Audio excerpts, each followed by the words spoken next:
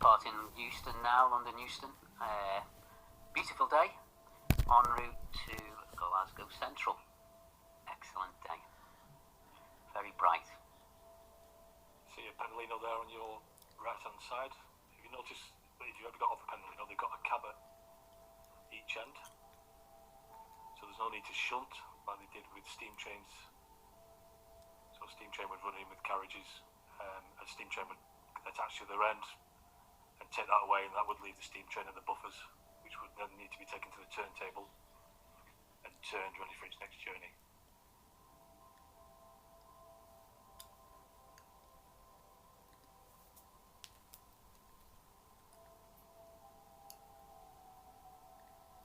So just coming up on the left hand side, you'll see preparations there for HS2. That used to be parcels sidings. There's a shed there, and trains used to go in there, parcels would be taken out, trains are going in and out, so they didn't have to go into the main station. But as you can see there now, the demolition work's gone on, preparing for the new entrance for trains, high-speed trains, to go into London Euston. And we're on the X line now, as you call it, and the X line goes from right to left. The trains up and down the country to railway staff go up or down, and crazily we go up to London and down to anywhere in the north. So we're now currently transiting from right to left, which takes us from the upside of the railway to the downside, or correct side. Just when we leave this tunnel, a little note there, there's a sectional line that isn't used any longer that used to do exactly the same things a number of years ago. It's called the rat hole, and you'll see it just dropping away, the railway, or where the railway was, just drops away where the wall is, and that is a tunnel entrance there that's now blocked off, and that went from left to right. It was very, very, very tight in there. It was almost like an underground section of line for us. Not used very often, used when there was maybe disruption into the station down the main lines, but it was very slow through there, very tight. Got a lot of water from the canal, which we just passed.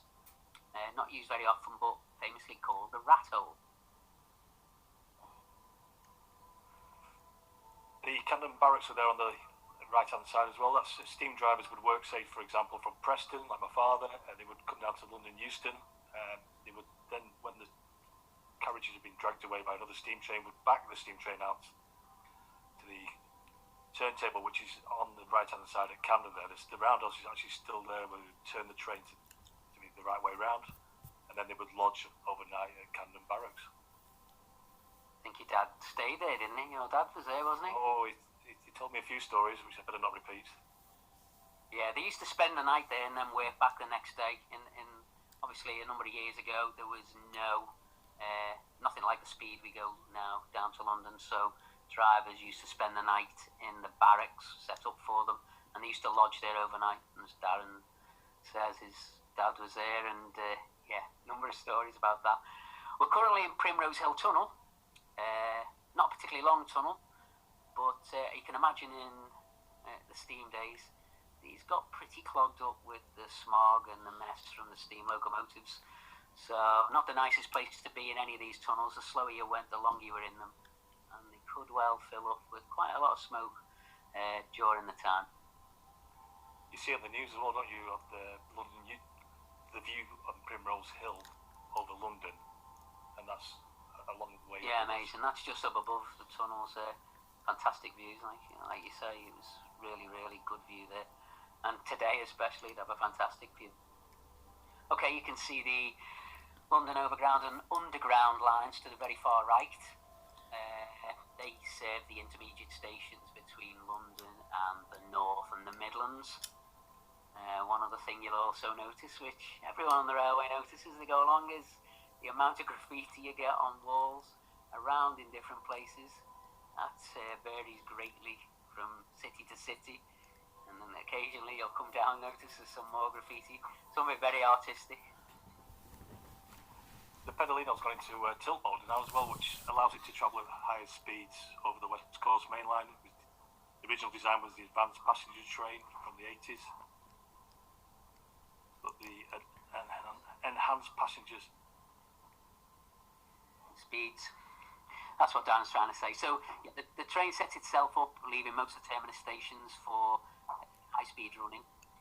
If we don't get high-speed running, it doesn't always work, and then we just drop back to traditional speeds. But the speed is enhanced when the train's in tilt mode, so it allows us to go around corners quicker, and the train tilts into every curve, and the faster the train goes, the more the train tilts. It tilts up to 11 degrees on a Pendolino, and it allows us to go around the corners an awful lot quicker. And it only really works on the corners. You don't tilt without a corner being present. So, and also one other thing, we don't have a steering wheel on trains either. A lot of people seem to think we have steering wheels. We don't. The bogies pivot, so where the railway moves left to right or goes around corners, the rail or the bogie below us pivots, and also the Pendolino and the Voyager fleet also tilt into these corners as well. So when we're talking about the tilt, that's what we mean. We have speed supervision at the same time as tilt. That allows the train to be controlled. It always knows how fast it wants to go, and it doesn't allow us to exceed our speeds. So this is West London Junction we're currently traversing. From here we can go east-west, north-south. Very busy junction, and a lot of trains go through there every day. That's the bridge there, just where you go from west to east. And coming up on the left-hand side, you'll see some cranes there. They're no longer used. Freightliner used them for a little while, and those cranes would lift containers from the bodies of the train and transfer them over to motor vehicles to be moved on maybe a few miles where the railway wasn't present. And also coming up on the right-hand side, you can see is the Royal Mail London Hub. That's where all the mail transfers from trains to vehicles, road vehicles, to be taken to all the local places. And most journeys, or most of your mail will start its journey or end its journey there.